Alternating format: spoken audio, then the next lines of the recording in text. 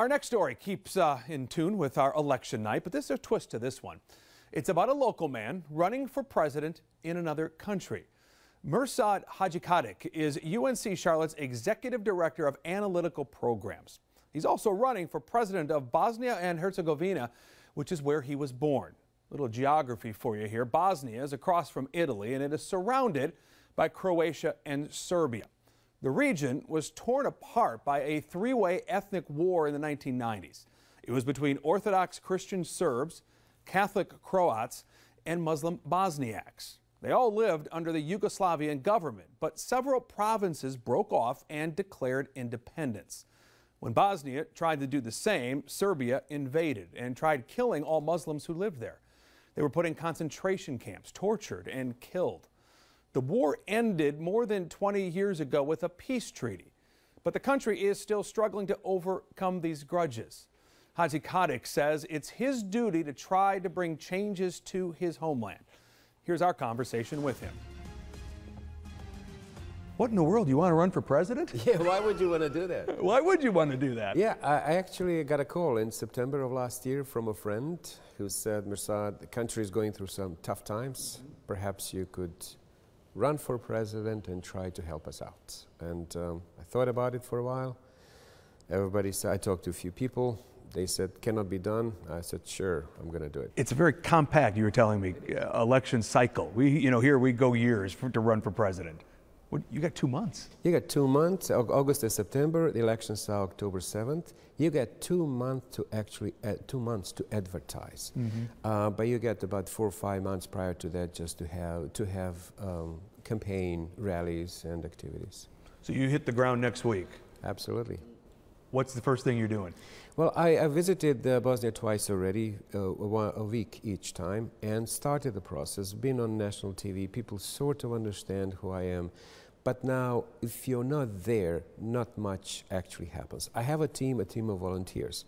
Cannot pay them, don't have the money to pay them, so I have to do some fundraising first. And so some activities are happening, but everybody's waiting for me to come to start the campaign in earnest. How much money does it take? It takes about $1.2, $1.3 million for an independent candidate to run. So you got to raise over $1 million. You don't really have anything right now? I have very little right now. I have some little of my money. I have pension funds, so I can dip into it. But I have to start from scratch. I really don't have the money that's required for this. I have to work hard at it. But here you are, sitting in a comfortable job, established yourself here. You could probably, work another 10 plus years, whatever it would be, and retire and enjoy your life here in the United States. But you're doing this. Why? I'm doing this, and I have to tell you, financially, I'm going to lose. I become the president, I'm going to still make less money than I'm making right now here. I will not see the extended family, my immediate family, as much as I do now, grandchildren. And it is really hard to leave all of that. But I do think that people at some point need to respond to the call. And I look at this as a responsibility, as an individual responsibility to your country, to your homeland, that nobody else can do but you. When I left, it was Yugoslavia. I was looking for actually a better place to learn more, to get a PhD in artificial intelligence at that time. And since then, I stayed for 5 years, and actually I went back. Once I went back, but that was right before the war started, and I didn't recognize the country. If there hadn't been war, you think you would have probably just gone back home and stayed there? That was the plan. That was the original plan. Does it make you emotional to think about it? Actually, when people ask me about it, it makes me emotional. Every time I talk about Bosnia, I become emotional simply because it is going through some tough times, and it does not deserve this. People of Bosnia deserve much better.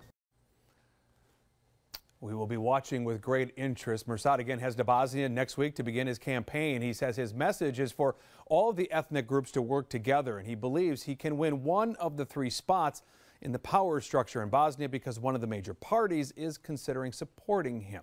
We'll keep watch on it. We're back with more of our own election coverage right after this.